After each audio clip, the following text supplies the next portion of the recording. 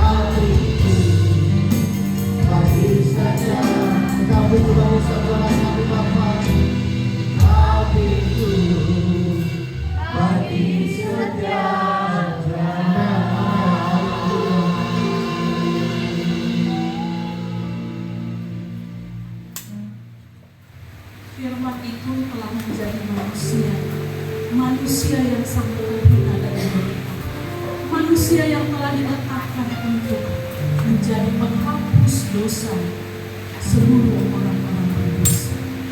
Itulah Engkau ya Tuhan yang telah mengorbankan diri bagi kami orang berdosa. Betapa besar kasih-Mu bagi kami. Sebab itu setiap kali kami dengarkan berita tentang penderitaan Tuhan Yesus, buatlah hati kami sungguh menarik, buatlah hati kami sungguh diteguh, buatlah hati kami bersyukur untuk semua itu, sehingga tidak ada keraguan di dalam hati kami lagi yang akan muncul. Sekalipun mungkin derita akan kami hadapi, karena setelah lebih dahulu menderita karena dosa kami. Kalaupun kami menderita hari ini, semata-mata derita itu dimunculkan atau hadir karena mungkin adalah karena dosa dan kesalahan kami. Tapi Engkau menderita karena apa yang kami perbuat. Hari ini kembali kami akan mengingat kembali derita-Mu di atas kayu salib. Biarlah semua ini boleh menjadi pembelajaran bagi kami umat-Mu. Terpujilah nama Tuhan Yesus, berkati hamba-Mu, berkati kami semua yang duduk mendengarkan. Di dalam nama Tuhan Yesus kami berdoa. Amin.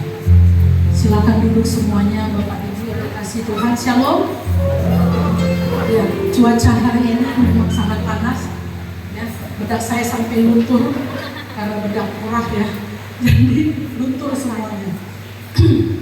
Ya, doakan supaya gedung kita ini bisa kita beli AC sehingga kita ada kepanasan seperti sekarang ini. Ya, sudah ada sumbangan 1 AC, tapi belum kita pasang karena tidak cukup juga. Kita pasang AC, pintu terbuka, itu akan merusak unit yang kita punya satu-satunya. Jadi ya berdoalah supaya ada setidaknya 5 AC tersedia di sini sehingga kita bisa ya pakai itu untuk bisa menikmati nyamannya dalam beribadah. Ya, di sini sudah seperti mandi saya, di dalam sudah basah semuanya. Tapi itu tidak mengurangi semangat saya untuk menyampaikan firman Tuhan hari ini. Bapak Ibu yang dikasihi oleh Tuhan, hari ini kita akan masuk lagi kepada kisah penyaliban Yesus. Hari ini kita masuk pada kisah sadisme yang berikutnya, yaitu tentang paku yang ditancapkan ke tangan dan kakinya. Nah sekarang apa makna paku? Bapak Ibu lihat paku di depan ini, paku yang sudah karatan, ya.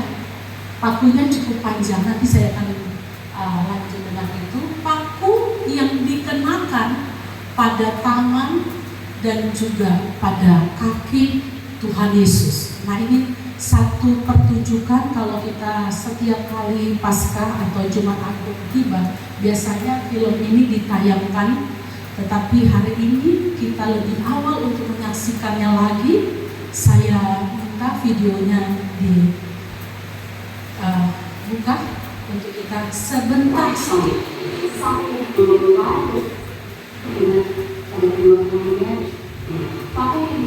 Bersama Yesus panjangnya 15-20 cm dengan kepalanya berdiameter 1 cm.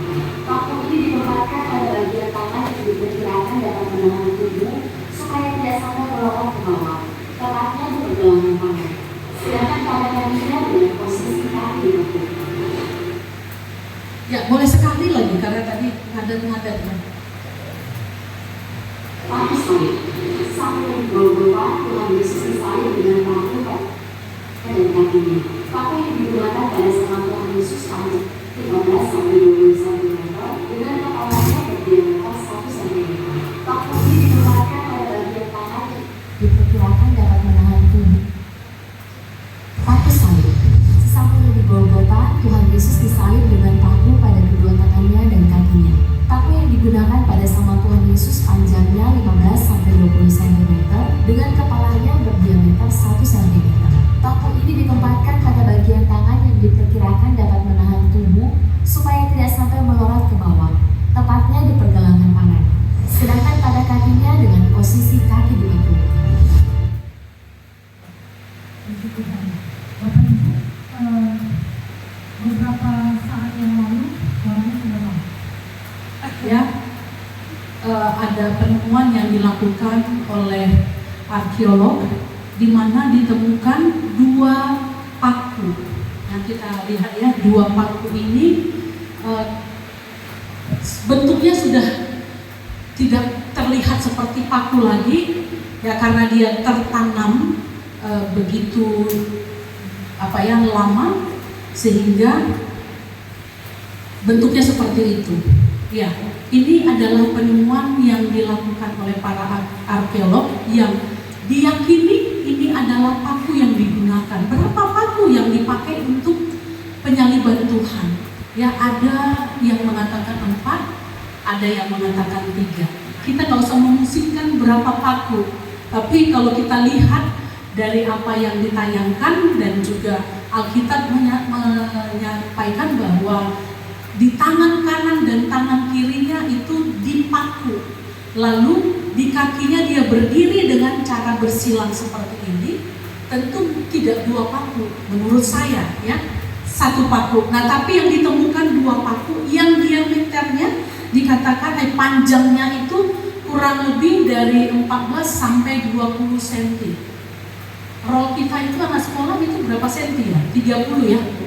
30 cm. Artinya hampir mendekati itu, kurang dari 10 cm ukuran paku yang digunakan untuk menyalibkan Tuhan di atas kayu salib.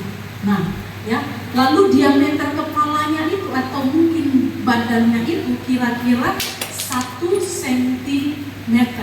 Kita nggak bisa bayangkan, ya, coba bayangkan ya.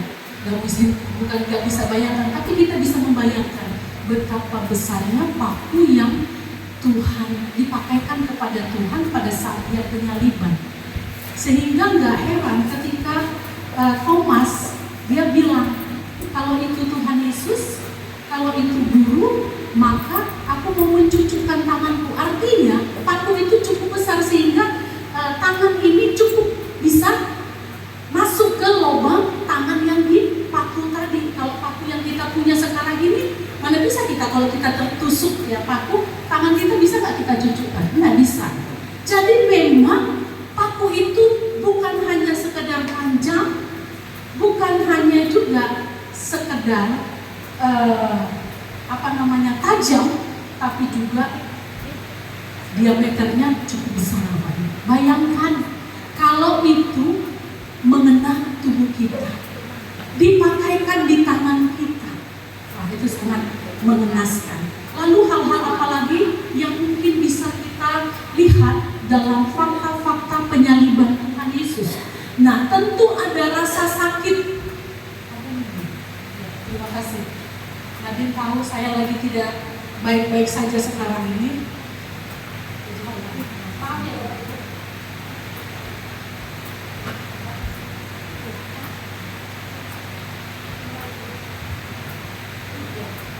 Ada rasa sakit tentunya yang sangat luar biasa pada saat Yesus disalibkan hingga itu merusak saraf, tendon dan juga tulang-tulangnya. Selain itu, posisi tubuh yang tergantung, luka cambukan sebelumnya juga itu menambah rasa sakit yang luar biasa pada bahu, lengan dan dada. Coba kita masuk ya, ketika saya menyampaikan hal ini, Bapak Ibu coba membayangkan dan rasakan itu seakan-akan kita yang alaminya. Ya. Pada saat ada di atas kayu salib, rasa sakit yang luar biasa itu sampai pada titik-titik di mana itu merusak semua saraf, merusak tendon dan juga merusak tulang. Bahkan posisi yang tergantung itu makin memperberat keadaan Tuhan pada saat dia di kayu salib itu. Bahu dan lengan dan dadanya itu pasti begitu sakit luar biasa. Lalu dia akan mengalami kesulitan bernafas, dia mengalami dehidrasi. Ini dehidrasi terjadi karena keringat yang bercucuran. Posisi Tuhan Yesus disalib itu adalah di Bukit Golgota dan kita tahu daerah sana itu sangat-sangat panas ya iklimnya. Di atas dia disalibkan dan di bawah terik matahari, tentunya keringat itu bercucuran. Sementara air yang masuk ke tubuhnya tidak ada. Lalu pendarahan akan terjadi, akibatnya dia menjadi pusing dan lelah. Itu adalah efek dari dari keadaan-keadaan yang dialaminya secara fisik. Nah, lalu apa? Dia mengalami shock, akibatnya dia mengalami penurunan tekanan darah. Orang kalau sedang shock itu ada dua kemungkinan, turun darah atau bisa naik darah. Ya, kita kalau lelah itu bisa shock pada saat ditensi. Ada orang biasanya tadi tensinya normal tapi bisa drop. Tapi bisa juga high, bisa naik. Saya pernah bertemu dengan seorang nasabah dari Bapak, kami bawa dia cek medis. Tadinya normal, kita tes dulu yuk gitu. Jangan-jangan nanti tensimu ini tinggi, kalau kita periksa nanti ketahuan gitu ya. Nah, tadinya normal, tapi sampai dibawa ke klinik karena padahal naik mobil ya. Kita antar, entah karena panik, entah karena dia merasa grogi, lalu waktu diperiksa itu tensinya bisa sampai 180 sampai 180 begitu. Kita kaget, kok bisa? Nggak tahu, aku nggak tenang dari tadi. Kalau diperiksa nanti diketahui semua penyakitku bagaimana. Jadi rupanya itu bisa meningkatkan juga tekanan darah. Nah, Tuhan itu yang mengalami tekanan darah, yang mengalami penurunan tekanan darah, detak jantungnya cepat dan kehilangan kesadaran. Itu yang dialami oleh orang yang disalib. Lalu apa yang terjadi pada akhir cerita daripada penyaliban itu tentunya adalah kematian. Kematian adalah akibat akhir yang disebabkan oleh kombinasi asfiksia atau kekurangan oksigen. Akibat hebatnya penderitaan Tuhan Yesus, maka Yesus dinyatakan Bapak Ibu dalam penafsiran-penafsiran yang saya cari ya, proses kematian orang-orang yang disalib itu biasanya berdurasi paling cepat itu ya kira-kira 12 jam, 24-36, ada yang sampai 3 hari ya, baru dia meninggal di atas kayu salib itu. Tetapi Yesus pada saat itu hanya melalui proses 6 jam dia mati lebih cepat. Kenapa? Karena derita yang dia alami itu derita yang sangat hebat. Kalaupun ada penjahat-penjahat disalib seperti yang ada di kiri kanan Tuhan Yesus, ya, derita yang mereka alami tidaklah separah yang Tuhan alami. Mungkin mereka tidak dipakaikan paku, hanya sekedar diikatkan saja tangannya di atas salib. Tapi Yesus, semua yang gak pernah kita bayangkan itu yang sudah dialami oleh Yesus. Kita sudah belajar bagaimana dia dicambuk, apa arti cambukan, apa arti semua derita yang Tuhan alami di seluruh tubuhnya. Lalu mahkota duri yang dia pakaikan, lalu tombak yang tertusuk ke dadanya. Dan hari ini kita bicara tentang paku yang ditancapkan ke tangannya. Nah, saya baru lihat video TikTok itu lebih jelas. Selama ini saya nggak pernah pikirkan ya letak paku itu di mana.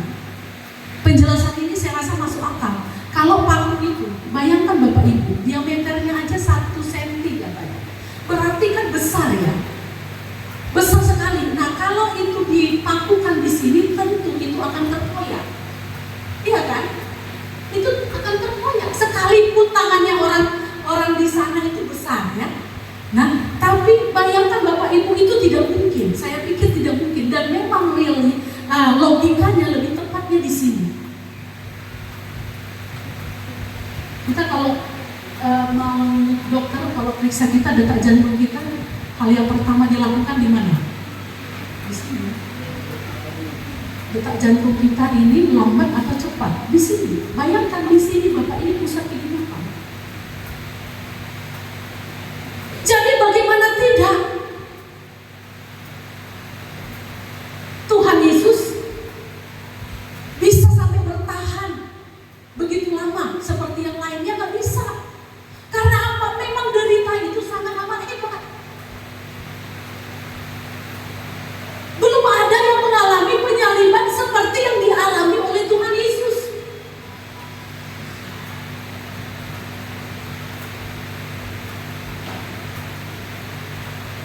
Bapak Ibu, sementara saya merenungkan hal ini, hari Sabtu atau hari Sabtu atau Jumat, saya menangis. Saya angkat pujian, nanti sampai lihat-lihat begini. Dilihat-lihatnya saya, apa nangis? Mama terharu. Saya baru lihat 3 orang dalam hidup saya yang menangis ketika nonton film Tuhan Yesus. Nangis yang bukan sekedar karena kasihan, tapi nangis yang menghayati, sampai di titik menghayati. Satu, Kak Nirmala, itu adalah kakak rohani saya. Yang kedua, Pak Elkana, 10 kali dia nonton film Yesus Kristus, 10 kali dia akan nangis berulang-ulang setiap kali dia nonton. Saya belum masuk di titik itu, Bapak Ibu. Kalau saya nonton itu ya nangis karena ya kasihan ya Tuhan. Hanya masalah psikologi aja, kita tersentuh. Tapi tidak sampai di titik di mana kita merasakan betapa luar biasanya derita Tuhan itu bagi hidup saya, bagi dosa saya. Lalu Pak Kam, setiap kali nonton film Yesus disalib, dia kan nangis. Saya bilang, Tuhan kok saya gak bisa seperti itu ya? Tapi gak tahu kenapa hari Jumat kemarin saya cari video itu, ya saya cari mana yang paling bagus. Nah TikTok ini saya dapat, gak tahu dia seperti menancap tajam di dada saya sampai saya menangis. Tuhan luar biasa, Tuhan luar biasa pengorbananmu, sempurna kasihmu atas hidupku orang berdosa. Saya nangis. Saya bilang kasih Tuhan, karena kasih Tuhan mama menangis. Tuhan karena mama sedang sakit, kasih Tuhan luar biasa. Saya lihat bagaimana itu tangannya yang dipakukan di sini, ini pusat kehidupan. Di sini kan nadi kita akan bisa terlihat, jantung kita bisa terlihat seperti apa di sini. Ini kehidupan. Bayangkan Bapak Ibu, saya sakit diabetes, kaki saya kena neuropati. Saya bisa sampai nangis kalau pas itu kuman, apabila obatnya nggak segera bekerja. Saya nangis, sakitnya luar biasa. Dan saya bayangkan Tuhan Yesus yang disalib, kakinya yang dipaku dengan paku yang begitu besar, tajam dan panjang.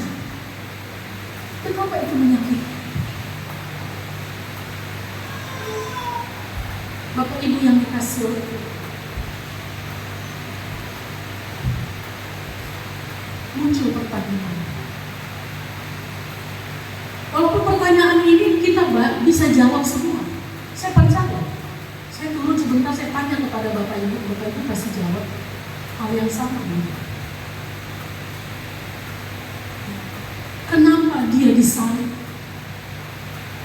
Ketika pertanyaan ini muncul, saya nggak menjawabnya dengan jawaban retorika saya sendiri. Saya nggak menjawab dengan jawaban yang saya tahu secara teologi. Tapi pertanyaan ini tajam masuk ke dalam hati saya. Kalau saya bertanya kepada Bapak Ibu sekalian,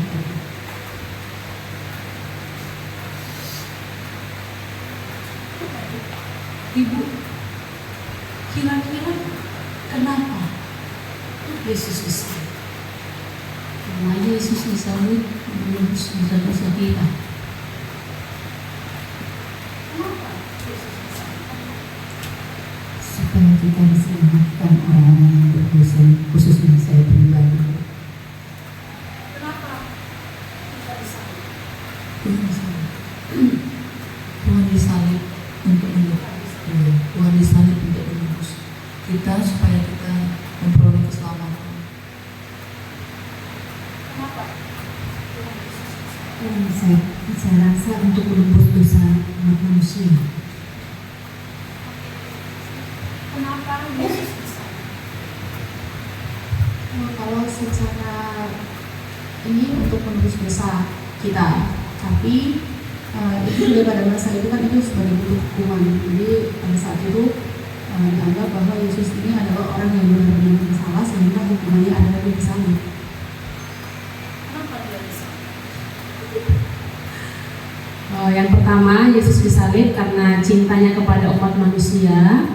Yang kedua, kalau melihat dari sisi Alkitab, karena Yesus ini mengaku anak Allah. Dan pada saat itu, pada zaman itu, manusia yang mengaku anak Allah itu dianggap sebuah penghinaan kepada raja, dan dia disiksa, dianiaya seperti itu. Lalu yang berikut, Yesus rela Yesus rela mati di kayu salib. Itu dia ingin membuktikan bahwa dia mencintai, mengasihi manusia.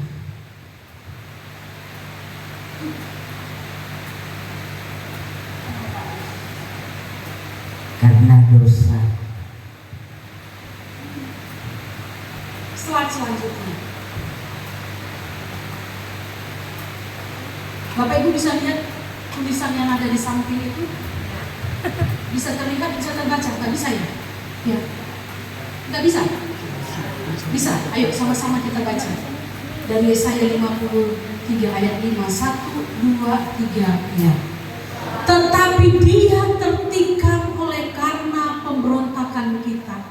Dia dirembukan oleh karena kejahatan kita. Ganjaran yang mendatangkan keselamatan bagi kita ditimpakan kepadanya, dan oleh bilur-bilurnya kita menjadi sembuh. Bapak Ibu, ayat ini bergetar nggak di hati Bapak Ibu? Jujur aja, bergetar nggak di hati kita? Sama seperti saya, nggak bergetar Bapak Ibu. Karena apa? Kalimat ini mungkin sudah kita hafalkan, kita sering dengar, nggak bergetar, nggak tersentuh di hati kita. Tapi Bapak Ibu yang dikasih oleh Tuhan, pertanyaan kembali saya sampaikan kepada kita semua dan kepada saya sendiri. Kenapa dia disalib? Alkitab memberikan fakta yang sangat jelas. Oleh karena kita, dikatakan ya, oleh karena pemberontakan kita, dia dirembukan oleh karena kejahatan kita. Bapak Ibu, saya nggak butuh lagi jawaban-jawaban yang klise, karena dosa saya, karena ini, karena itu, dari segi teologi ini dan itu. Bapak Ibu hari ini mesti jujur pada diri sendiri. Bilang pada diri sendiri, itu aku.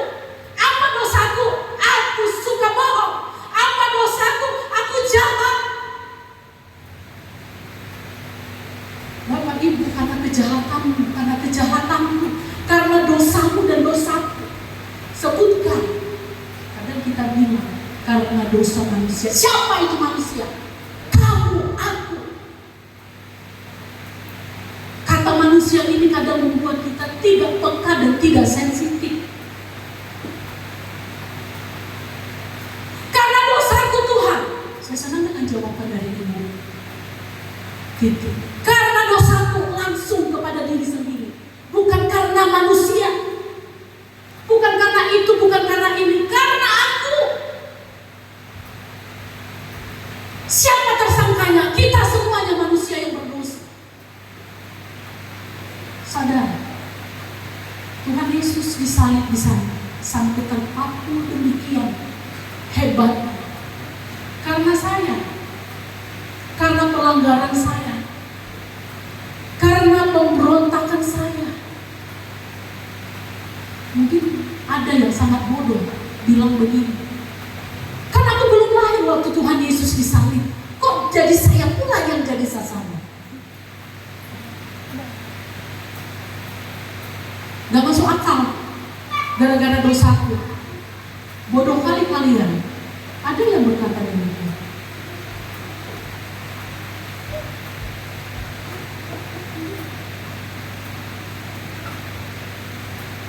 Kalau saya bertanya Bapak Ibu, ini ada sedikit saya interaksi dengan Bapak Ibu. Bu Evi, kenapa kita yang gak lahir di zaman Tuhan Yesus, kenapa tebusan Tuhan Yesus di atas kayu itu berlaku untuk kita? Kenapa? Ya, Yesus mati di atas kayu salib, katanya untuk dosa manusia.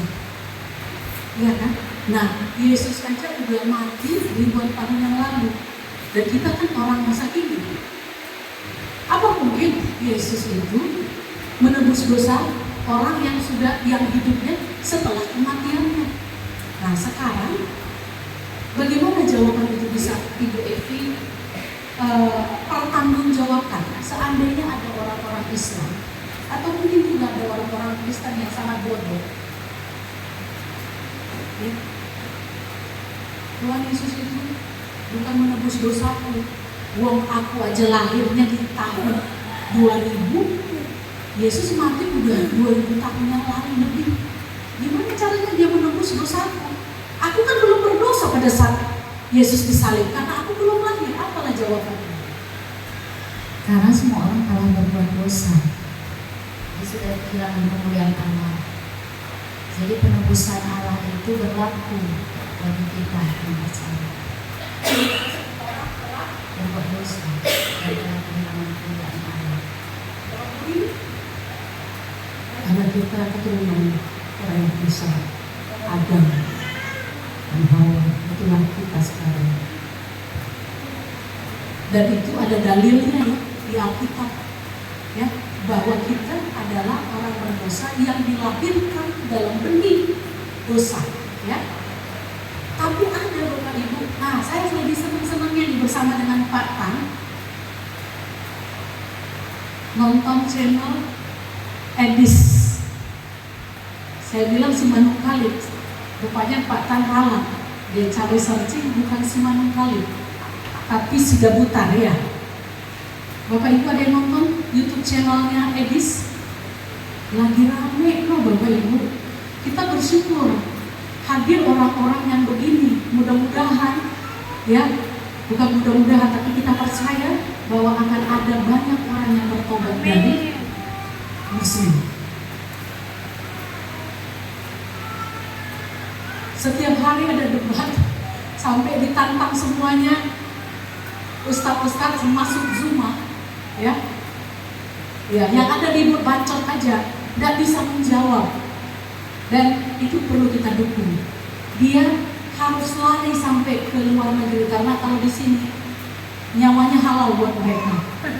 Jadi terpaksalah dia pergi ke luar negeri dan di sana dia bisa aman dari orang-orang apa ya? Saya nggak ini dimasukkan di situ, saya takut ngomongin. Jadi orang-orang lah saya bilang begitu ya, orang-orang yang ada di Indonesia ini, sehingga waktu itu dia bilang saya di rumah saya makan sendiri, yang saya pakai uang saya sendiri, tapi halal darah saya rupanya bagi mereka katanya. Sehingga akhirnya memutuskan untuk ke sana. Jadi dia sekarang ini dipakai Tuhan untuk bisa menolong bukan hanya orang-orang dari seberang, tapi orang-orang Kristen juga yang banyak duduk di gereja, tapi mereka tidak betul-betul menjadi orang yang mau belajar firman Tuhan. Sehingga Bapak Ibu sangat mudah. Sekarang ini kita lihat di televisi banyak yang hijrah kan, jadi mu'alaf kan. Sedih nggak? Sedih nggak kita? Harus sedih Bapak Ibu. Harus sedih dengan lihat orang-orang yang begitu. Tapi saya berpikir juga, bukankah banyak di sekitarnya orang-orang yang mungkin mengingatkan mereka. Tapi ya itu, saya percaya bahwa orang-orang yang tidak kuat di dalam Tuhan, tidak kuat di dalam membaca firman Tuhan, maka dia akan mudah terombang-ambing. Ya mungkin saja kayak contohnya lah ya, kayak Ruben Onsu. Dengan bangganya lagi ya, siapa kemarin itu namanya? Ruben Onsu. Lalu yang kedua Dr. Lee ya, Dr. Lee yang kecantikan itu skincare, Richard Lee. Lalu dia bilang lagi, ini on the way.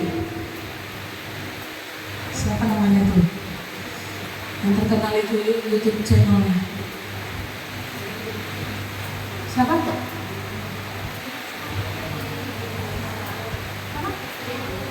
Bukan Deddy Corbuzier. Ya, Deddy Sumargo. On the way katanya. Saya berpikir gini, saya rasa dia penelaahannya terhadap firman Tuhan kayaknya agak dalam. Apa mungkin ya? Tapi kalau memang itu bisa terjadi, ya. Kalau dia apa ya, Kemarin itu ada seorang Chinese di sebuah podcast, ya dia bicara dengan Ustadz yang Cina itu siapa namanya? Felix Xia. Dia bilang, ini pun kayaknya mau digarap juga, ya.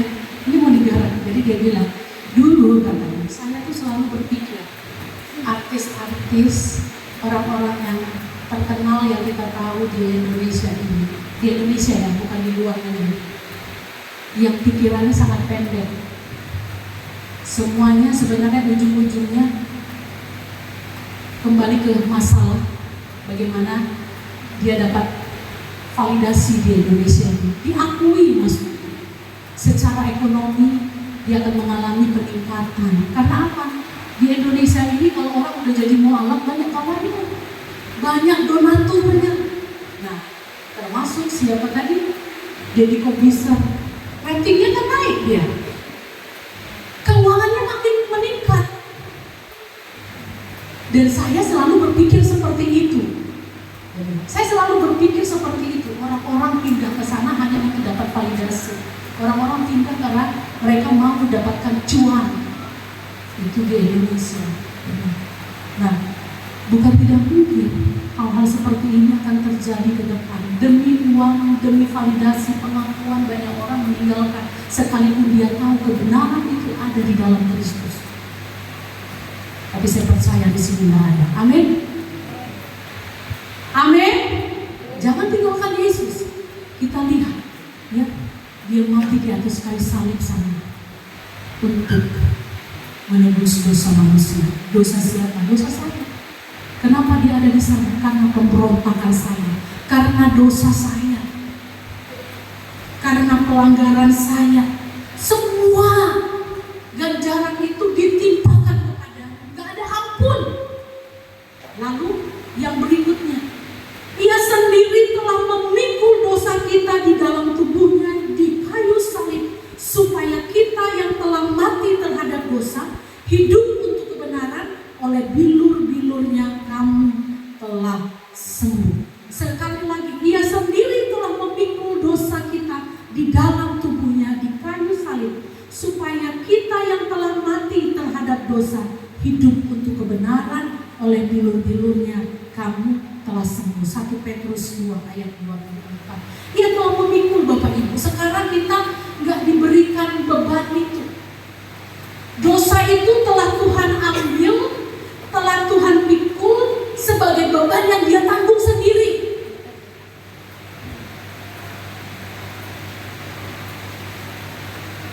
Kita nggak sanggup pikul salib. Kita nggak sanggup disalib, Bapak Ibu. Itu sebabnya dialah yang ambil alih penderitaan itu. Supaya apa? Supaya kita mati terhadap dosa. Kadang orang nggak percaya dengan ini. Masa hanya karena Tuhan Yesus disalib, terus kita nggak berdosa lagi? Nyatanya saya kan sekarang berdosa. Di mana itu janji firman Tuhan dikatakan Ia sendiri telah memikul dosa kita di dalam tubuhnya di kayu salib, supaya kita yang telah mati terhadap dosa. Kapan aku mati terhadap dosa? Sekarang aja aku belum mati terhadap dosa, karena yang tiap hari kutimbulkan dari hatiku dosa, yang keluar dari otakku ini dosa, yang keluar dari mulutku ini dosa. Tiap hari aku maki orang babi, tiap hari aku maki orang anjing. Di mana aku telah mati di dalam dosa itu? Kalau memang Tuhan telah mati di atas kayu salib itu untuk mematikan dosaku, kenapa sekarang aku ke gereja tapi mulutku ini gak bisa? Ku didik, Bapak Ibu, ada orang masih rajin dia ke gereja, rajin berdoa, tapi mulutnya, Bapak Ibu, sadis. Di depan bisa manis, tapi di belakang habis. Babi tahu, matilah kau ditabrak sama mobil. Ada, Bapak Ibu, dan saya pernah lihat itu. Ada di sini.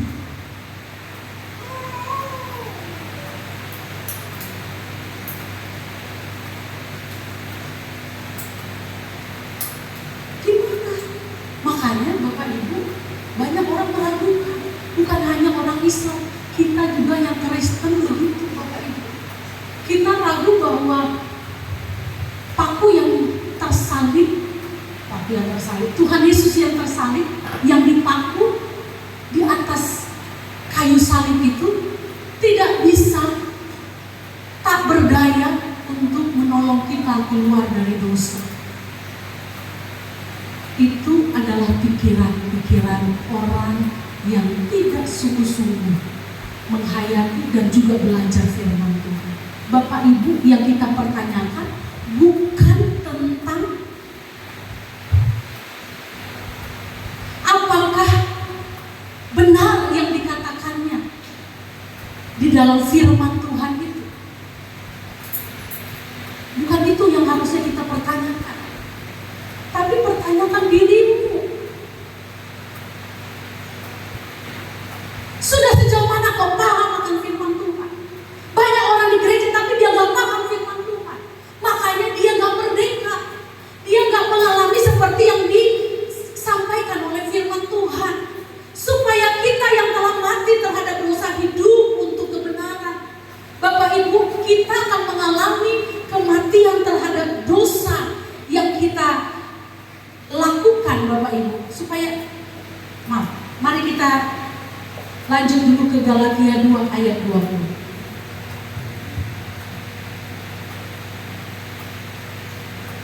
Galatia 2 ayat 20. Namun aku hidup, tetapi bukan lagi aku sendiri yang hidup, melainkan Kristus yang hidup di dalam aku, dan hidupku yang kuhidupi sekarang di dalam daging adalah hidup oleh iman dalam Anak Allah yang telah mengasihi aku dan yang menyerahkan dirinya untuk aku. Bapak Ibu, memang kita semua tidak akan pernah bebas.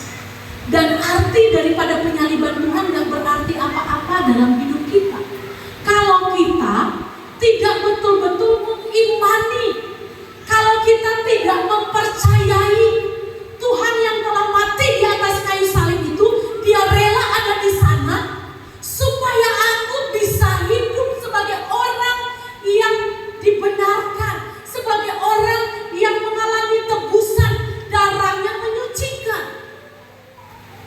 Itu gak akan bisa kalau kita gak beriman terhadap apa yang Tuhan buat di atas kayu salib. Maka akan muncul pertanyaan-pertanyaan yang lain yang akan terus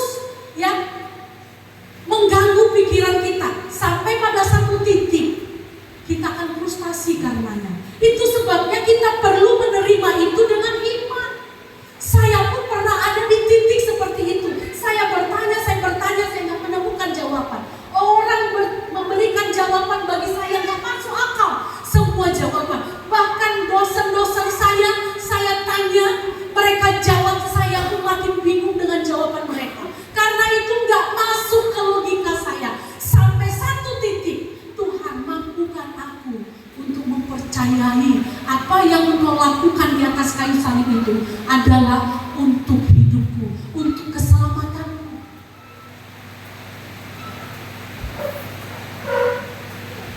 Bapak Ibu, saya nggak tahu bagaimana semua Bapak Ibu bisa memahami apa.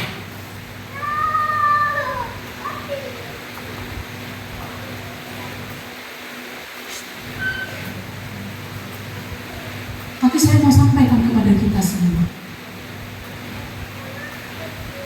bahwa kita butuh iman untuk percaya akan perbuatan Tuhan di atas kayu salib itu adalah untuk saya. Karena saya ini orang berdosa. Karena saya ini adalah pemberontak. Terlalu banyak dosa yang saya perbuat tiap hari. Coba Bapak Ibu tuliskan, sanggup gak kita menuliskan? Dan pertanyaan berikutnya, sanggup gak kita menghapusnya dengan perbuatan baik kita? Gak akan pernah sanggup Bapak Ibu. Kalau ada timbangan akan dipakai untuk mengukur mana paling banyak dosa atau perbuatan baik, maka semua akan terlihat bahwa dosalah yang paling banyak kita perbuat. Nah, kalau dosa paling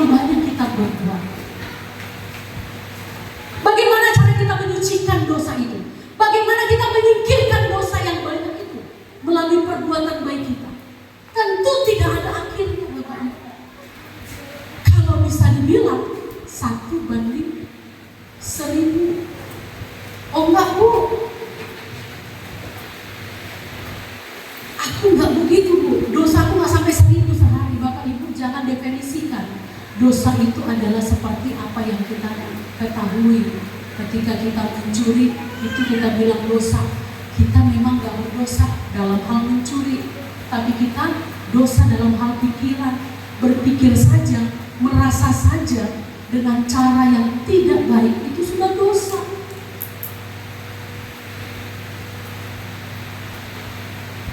Apalagi kalau kita udah keluar mulut kita ini dengan kalimat-kalimat yang luar biasa. Berapa banyak dosa Bapak Ibu? Gitu kita buka mata, pikiran kita langsung teringat dengan sesuatu yang tidak memuliakan Tuhan. Dosa. Berarti Bapak Ibu tidak ada satu kebaikan pun yang menolong kita untuk bisa kita lepas dari jerat maut. Karena upah dosa adalah maut. Ini tidak masuk akal Bapak Ibu memang. Tapi saya mau katakan kepada kita, tidak ada jalan pintas, tidak ada jalan lain supaya kita menerima apa yang disampaikan kepada kita, apa yang telah ditunjukkan oleh Tuhan Yesus di atas kayu salib, yaitu hanya melalui iman. Dan kenapa orang Kristen yang mulutnya bilang percaya Yesus tidak berubah-ubah? Karena dia belum ada di dalam iman yang benar. Iman dia percaya bahwa Yesus yang mati di kayu salib, dia telah mematikan dosa di dalam diri sampai ke ibu-ibu. Dan apakah seperti saya yang ngomong sekarang ini sudah benar? Enggak juga, tapi saya menuju kepada kesempurnaan. Tiap-tiap hari ada perubahan. Tiap-tiap hari ada keinginan, ada hasrat, Tuhan aku mau berubah ini. Tuhan aku mau salibkan mulutku ini supaya mulutku ini tidak kurang ajar. Tuhan aku mau salibkan tanganku ini supaya tanganku ini gak gampang mukul orang, gak gampang nampar orang. Tuhan aku mau salibkan kakiku ini supaya kakiku ini jangan gampang masuk ke rumah pelacuran. Supaya kakiku ini jangan gampang nendang orang. Tuhan aku mau salibkan hatiku ini, karena di dalam hatiku terlalu banyak kebencian. Dia ada hasrat. Orang yang beriman kepada Kristus yang disalib, yang menghapus dosa manusia, itu akan terlihat Bapak Ibu. Itu akan terlihat dari perubahan dari waktu ke waktu. Karena apa? Dia telah mati dari dosa-dosanya. Bapak Ibu coba renungkan, sudahkah kita mati atas dosa-dosa yang ada di dalam diri kita?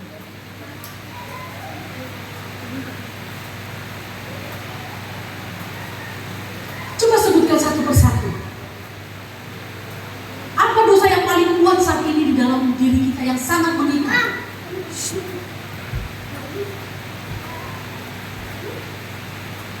Udah bisa lepas gak dari situ? Udah bebas gak dari situ?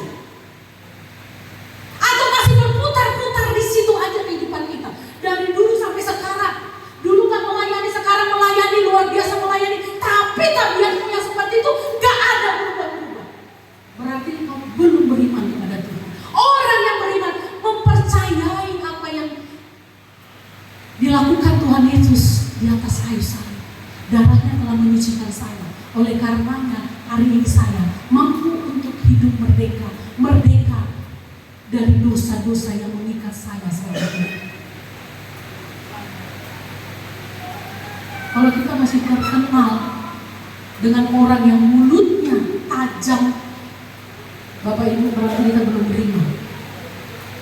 Bapak Ibu, saya renungkan ini juga saya bicara kepada diri saya sendiri. Tuhan, masih banyak apa? Masih banyak PR dalam diriku yang perlu aku terus serahkan kepada Tuhan. Mampukan aku Tuhan. Ya Roh Kudus, mampukan aku saat ini untuk bisa bebas dari ini. Kalau saya bisa bebas dari perkataan kotor, Bapak Ibu saya percaya Bapak Ibu juga bisa di sini. Amin.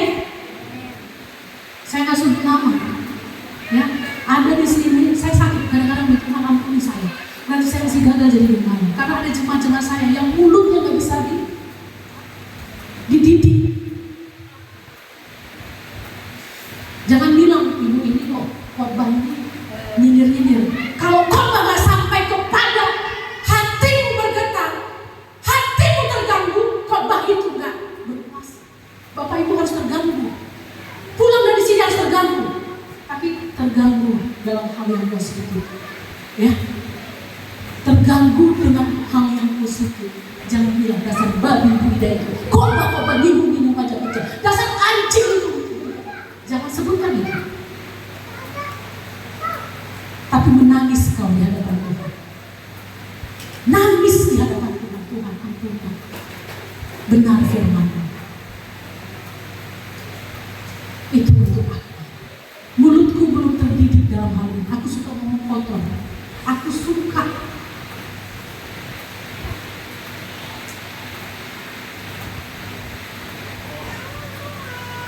menghujat orang. Bukan doa terbaik yang kukeluarkan, tapi doa yang jahat kukeluarkan untuk dia. Ampun. Saya dulu nggak bisa lepas dari kata babi, anjing, nggak bisa lepas dari itu. Setiap kalimat pasti ada kalimat itu yang keluar. Tapi begitu saya imani bahwa Yesus mati di atas kayu salib untuk semua dosa-dosa, berarti aku bisa hidup keluar dari situ. Udah Tuhan selesaikan. Dan dia bilang, aku bayar dengan melunaskan darah. Maka aku gak mau sia-siakan. Aku gak mau sia-siakan. Aku mau hidup seperti yang dikatakan oleh Rasul Paulus. Namun aku hidup, tetapi bukan aku lagi sendiri yang hidup, melainkan Kristus yang hidup di dalam. Kalau sudah Kristus yang hidup di dalam ini, Bapak, mungkinkah kita tidak bisa melakukan yang baik? Kalau hidup Tuhan hidup di dalam hati kita, di dalam diri kita, mungkinkah kita tidak bisa melakukan yang baik? Tidak.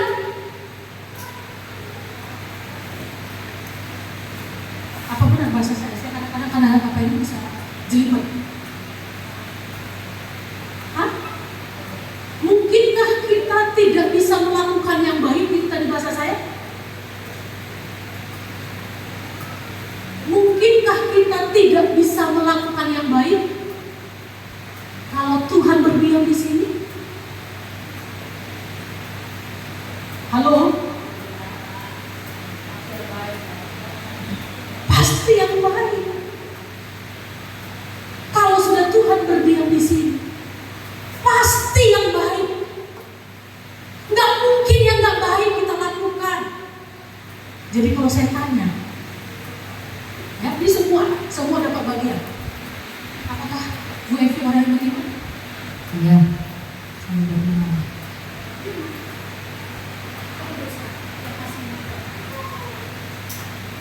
Dosa, malas. Kira-kira bisa lepas nggak dari sini? Kalau kita berhidup berarti kan Tuhan berdiam di sini. Terus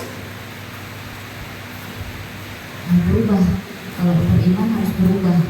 kalau beriman harus berubah. Feber, apa dosa yang paling mengikat saat ini? Aku orang beriman enggak? Beriman. Apa dosa yang paling mengikat? Hah? Marah. Kalau orang beriman berarti Yesus berdiam di dalam dirinya. Kira-kira kemarahan itu bisa dilupakan apa enggak? Bisa. Amin. Pulang dari sini nggak marah lagi? Betul? Bapak Ibu, kadang kita murah di situ, Bapak Ibu. Yang lain, terima kasih Ibu ke atas pertanyaan saya. Kadang sering kita bilang kita beriman, tapi kita lagi dan lagi lakukan hal yang sama. Orang yang beriman harusnya kan udah ada Tuhan di dalam dirinya. Ketika ada Tuhan berdiam di dalam dirinya, maka apa yang terjadi? Ada perubahan. Udah ada perubahan di Nova sekarang. Sudah ada. Apalah itu? Walaupun segini katanya, apalah itu? Hah? Udah subur aku sekarang. Dari small menjadi big. Enggak gitu ya. Apa perubahannya? Oh iya, ini harus ditanya ini. Pasti kalau pertanyaan ini semuanya bisa jawab. Apa perubahannya Bapak? Kemarin kurang sabar, sekarang sudah mulai sabar. Apa kurang kelebihan sekarang? Perubahan maksud saya. Percaya diri. Orang percaya diri perubahan. Dari dulunya seperti apa, sekarang perubahannya sudah mengalami. Takut sekarang benar-benar. Dulu penakut, nggak pede, sekarang berani. Bu, berani pasti tetap ya. Perubahan itu apa saja mengenal Tuhan. Dulu saya suka diam. Kalau saya misalnya nggak enak hati, ada omongan seseorang, suka diam. Tidak berkata apa-apa. Tapi sekarang saya mulai, walaupun saya nggak enak hati, ya udah saya tegur aja, tak apa-apa, biasa.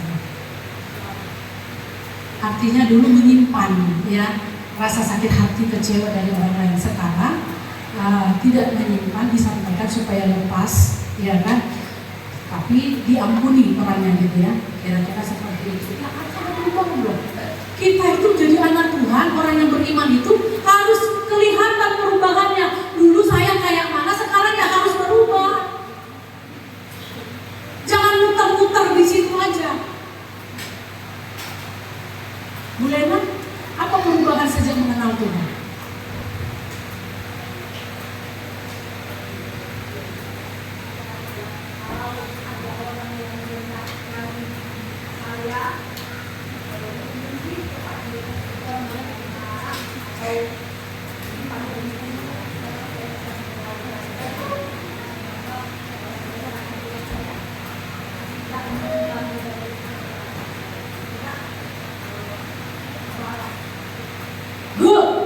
Iya, kalau dulu ada rasa kecewa, mungkin orang buat sesuatu, dia langsung dendam, simpan di dalam hati. Tapi kalau sekarang enggak, gitu ya, enggak menyimpan kekecewaan terhadap perlakuan orang yang mungkin tidak baik kepadanya. Satu lagi kalimat terakhir apa yang dibilang? Tidak membalasnya. Karena memang kita tidak mudah-mudahan kita ampuni, tapi kita lupakan cuma ada embel-embel di belakang. Satu hari kelak ya, awas kalau itu sebenarnya sama dengan membalas, ingin orang lain mengalami celaka. Itu nggak boleh. Ya, jangan sampai begitu ya. Memang udah kita lupakan, yang udahlah. Dengan beriringnya waktu nanti pasti itu hilang dari ingatanku. Tapi ada yang kita lanjutkan dalam hati kita. Satu hari kelak, awas kau ya. Mudah-mudahan kau kena tabrak orang, mati kau rumah di situ itu semuanya. Bu, apa perubahan itu? Perubahan saya sebelum mengenal Tuhan dan sekarang mengenal Tuhan, saya lebih kuat menghadapi kehidupan saya sampai sekarang. Sejak mengenal Tuhan, sekarang saya sudah lebih kuat menghadapi persoalan kehidupan ini. Ya, selamat Ibu ya. Ibu, apa perubahan? Lebih ikhlas saja. Kadang-kadang jualan. Ini berapa ya, memberikan sebenarnya. Lebih ikhlas atau mungkin lebih bersyukur ya. Kalau dulu dapat berapa mungkin mengeluh gitu kira-kira ya. Nah, tapi sekarang dapat berapa aja ya udahlah, lebih ikhlas dan lebih bersyukur. Berapapun yang Tuhan berikan kepada saya, ya saya syukuri. Ya, Bapak Ibu yang dikasihi oleh Tuhan, pertanyaan ini sebenarnya adalah pertanyaan yang telah masuk kepada apa yang tadi saya sampaikan. Dengan semua ini, apa yang kita nikmati, yang kita lihat, yang kita baca tentang Tuhan Yesus yang mati di kayu salib, tidakkah bergetar hati? Nah, kalau hati kita bergetar, Bapak Ibu, mulai saat ini mari kita berubah. Mulai saat ini mari kita bertobat. Jangan keraskan hatimu. Ya, jangan keraskan hatimu. Jangan sia-siakan apa yang telah Tuhan buat di atas kayu salib. Jangan pengorbanannya itu menjadi sampah bagi kita, tapi pengorbanannya itu jadikan sebuah momen. Inilah saatnya Tuhan, aku mau berubah. Inilah saatnya Tuhan, aku mau bertobat. Sebelum ajal menjemput, inilah waktunya bagi saya dan saudara berubah dan bertobat.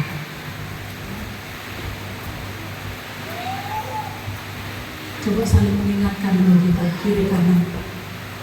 Pak, Bu, yuk berubah dan bertobat. Berubah dan bertobat Kak Sally. Mari kita berubah. Mari kita bertobat. Kalau kita tidak berubah, Bapak Ibu, kalau kita tidak berubah, itu hanya menegaskan bahwa kita sedang menghina kasih Allah yang tak terbatas. Kalau kita nggak berubah, berarti kita sedang menghina Tuhan, menghina kasih-Nya yang tidak terbatas yang telah Dia lakukan yang di atas kayu salib. Yang kedua, kalau kita tidak berubah, Bapak Ibu, bahwa memang mungkin kitalah yang disebutkan oleh Alkitab diciptakan untuk dibinasakan, karena tidak mungkin Yesus mati untuk dua kali untuk dosa. Bapak Ibu, hanya ada dua kemungkinan apabila kita tidak berubah atau bertobat dalam hidup kita. Setelah kita melihat bagaimana kasih yang luar biasa itu diberikan kepada kita, Ia yang menanggung, Ia yang mengambil tanggung jawab terhadap upah dosa itu dengan mati di atas kayu salib, sekali untuk selamanya. Tidak ada lagi dua kali penyaliban untuk dosamu. Jadi kalau engkau tidak berubah hari ini, kalau engkau tidak bertobat hari ini, maka Bapak Ibu, berarti, ingat, catat baik-baik, ya, berarti engkau diciptakan, engkau dihadirkan di dunia ini memang untuk dibinasakan. Kiranya itu dijauhkan dari Allah, dari kita semua. Kalau kau tidak berubah sampai hari ini, kau tidak bertobat sampai hari ini, Bapak Ibu, memang kau adalah orang yang salah satunya diciptakan untuk dibinasakan. Tentunya kita nggak mau menjadi bagian dari orang-orang yang diciptakan untuk dibinasakan. Tuhan tidak mau kita dibinasakan. Untuk itu Dia datang ke dunia. Dia mau rela disalibkan. Tapi kalau kau tidak merespon kasih Tuhan yang luar biasa itu dengan pertobatan dan hidupmu yang berubah dari waktu ke waktu, perubahan itu nggak langsung, Bapak Ibu, seperti membalikan telapak tangan, tapi di hatimu punya hasrat yang begitu dalam. Tuhan, aku mau berubah, Tuhan. Tuhan, aku mau bertobat, Tuhan. Tolong aku, Roh Kudus. Aku mau bertobat, menggunakan mulutku untuk memuliakan Tuhan. Tidak akan keluar dari mulutku ini, Tuhan, kata-kata makian, kata-kata kotor, bahkan kata-kata yang menyakitkan sekalipun kepada saudara saya. Dan saya masih tuh berjuang di sini. Dalam hal berkata-kata, saya pun minta kepada Tuhan, minta anugerahnya. Tuhan, tolong saya supaya kalimat atau kata-kata saya ini menjadi kata-kata yang tidak mengeluarkan kata-kata yang tidak memuliakan. Nah, saya akan berkata bahwa Ibu Hia ini, Ibu Hia ini lembut, tapi jangan jadi lembut kayak orang Jawa. Bukan, maaf ya Bu, ini orang Jawa lembut ngomong tapi nyelekit, betul ya? Saya nggak pintar pula lagi sekarang bahasa Jawa. Kalau udah nyampe kali itu ya, kalau bahasa Jawa menyinggung orang, bahasanya halus. Tapi rupanya bahasa ini udah buat orang mati tertikam. Tapi Ibu Hia nih.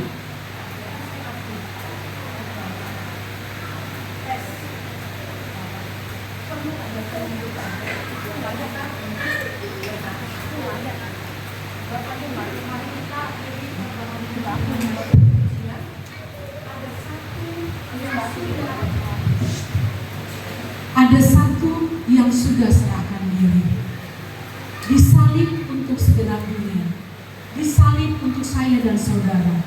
Dialah putra Allah yang telah mati untuk orang-orang yang berdosa. Dia mati bagi saya dan saudara, orang yang berdosa. Bapak Ibu harus percaya, harus akui bahwa saya lah orang berdosa itu, dan dia telah mati terpaku di atas kayu salib untuk dosa saya, dan saya mau berubah hari ini, dan saya mau bertobat. Seberapa banyak kita hari ini berkomitmen untuk mau bertobat dan berubah? 1 orang, 2 orang, 3 orang, semua mau bertobat dan berubah? Amin. Ayo kita berdiri, tanggapi firman Tuhan. Mari kita naikkan pujian ini. Ini pujian dari kalau nggak salah Hidup Jemaat ya. Lagu ini sudah lama saya cari di YouTube, yang terbaru pun tidak ada, ya. Karena mungkin nggak tahu kenapa, apakah dengan dibantu Tuhan Yesus tidak terlalu penting lagi, jadi lagu-lagu seperti ini tidak lagi diperbaharui. Ya, kita nyanyikan ini dengan iman. Ada satu yang sudah serahkan diri, disalib untuk segenap dunia. Dialah putra Allah yang telah mati untuk orang-orang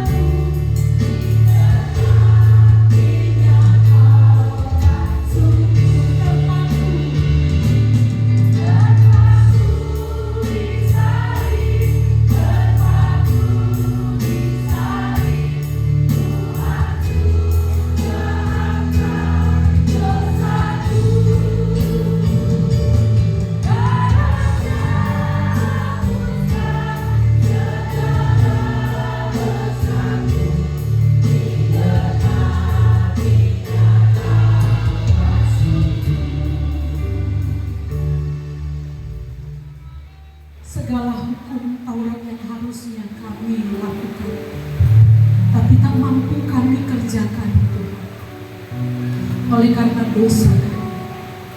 dosa yang kami bawa.